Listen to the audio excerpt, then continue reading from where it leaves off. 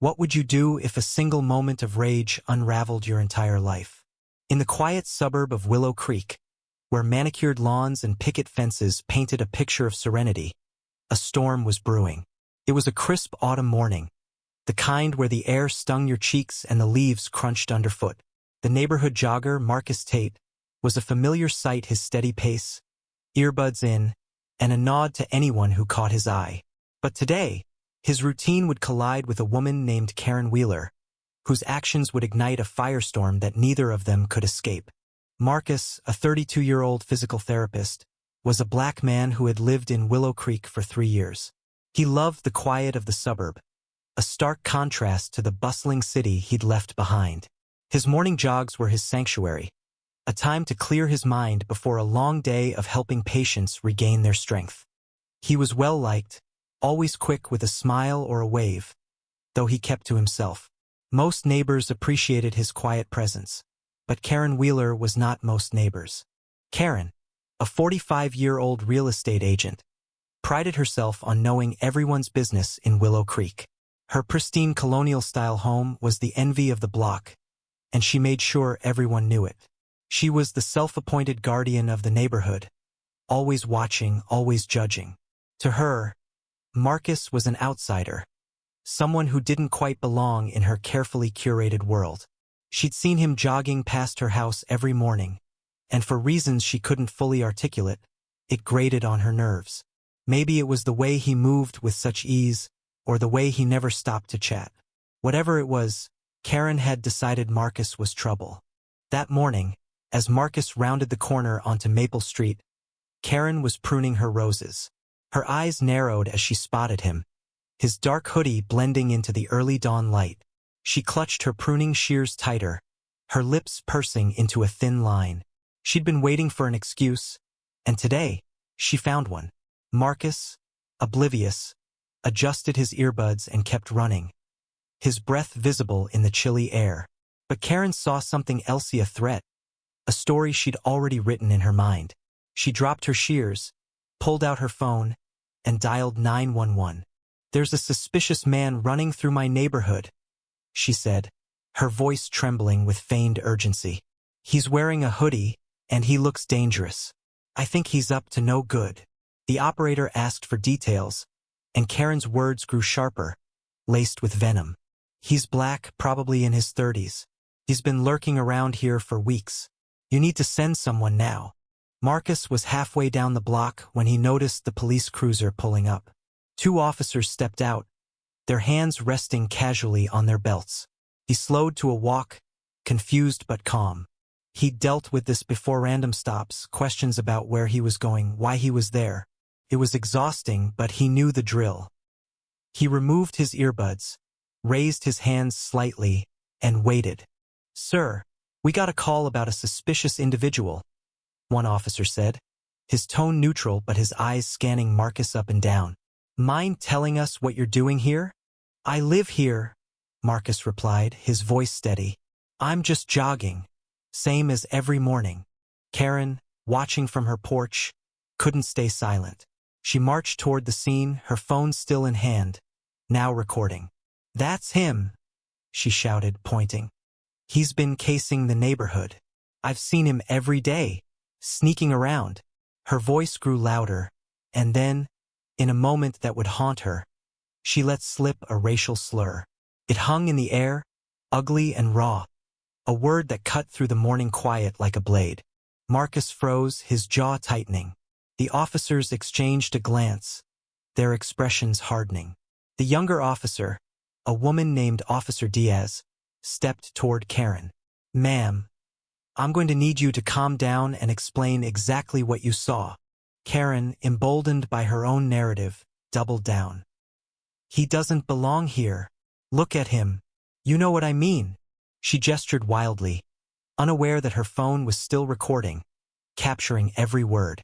What Karen didn't know was that another neighbor, 17-year-old Mia Chan, was watching from her bedroom window across the street.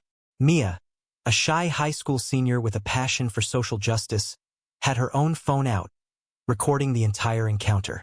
She'd seen Marcus jog by every day, always with a friendly nod, and she'd noticed Karen's glares. Mia's heart raced as she hit post on her ex account, uploading the video with a caption.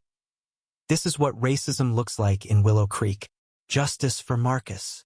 The police questioned Marcus for a few more minutes, but with no evidence of wrongdoing, they let him go.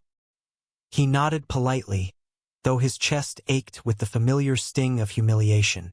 As he walked back to his house, he heard Karen's voice still ranting, now directed at the officers. "You're letting him go? This is why we're not safe." By noon, Mia's video had gone viral. The clip of Karen's tirade, complete with her slurs and accusations, spread across X like wildfire. Comments poured in, condemning Karen's behavior. Local news outlets picked up the story, and by evening, Karen Wheeler's name was trending alongside hashtags like KarenCaught and Willow Creek racism. Her real estate agency's website crashed from the influx of traffic, most of it negative. Clients began canceling appointments, and her inbox filled with messages calling her out. But the twist came from an unexpected source: Karen's own daughter, Emily. At 22, Emily had moved out of Willow Creek to attend college in the city, distancing herself from her mother's controlling nature. When she saw the video, Emily's stomach churned. She'd grown up hearing her mother's subtle prejudices, but this was different: public, undeniable, and shameful. Emily drove back to Willow Creek that night, confronting Karen in their pristine living room. "Mom, how could you?" Emily's voice trembled with anger and grief. "You didn't just call the police on an innocent man. You used that word, on camera, for the world to see." Karen, pale and defensive, tried to justify herself. "I was protecting the neighborhood. You don't understand, Emily. He looked suspicious. He was jogging, Mom. He lives here." Emily's voice cracked.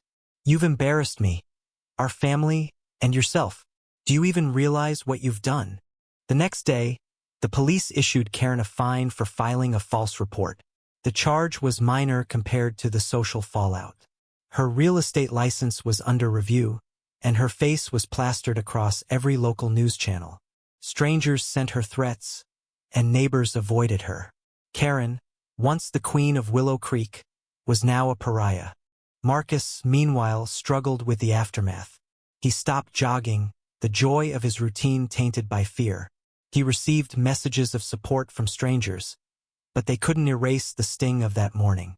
Mia, feeling guilty for amplifying the situation, reached out to him. "I'm sorry if my post made things worse," she said, meeting him at a local coffee shop. "I just couldn't stay quiet." "You did the right thing," Marcus told her, his voice soft but firm. "People need to see the truth." Weeks passed, and Karen's life continued to unravel. Emily moved out permanently, cutting contact. The neighborhood shunned Karen, and her business collapsed. She sat alone in her perfect house, staring at the roses she no longer tended. The weight of her actions pressed down on her, but she couldn't bring herself to apologize. Pride, or perhaps shame, kept her silent. Marcus eventually resumed his jogs, but he took a different route, avoiding Maple Street. He carried the incident with him, a scar that would never fully heal. Mia, inspired by the experience, started a community group to address racial bias in Willow Creek, hoping to prevent another Marcus from facing what he had. The story of Karen and Marcus wasn't just a viral moment, it was a mirror held up to a community, forcing it to confront its flaws. Karen's rage had cost her everything: her reputation, her business, her daughter, and Marcus, an innocent man, paid a price he never should have. In the end, the neighborhood was quieter, but not in the way Karen had wanted. It was the silence of reflection, of a community grappling with its own failures. ND.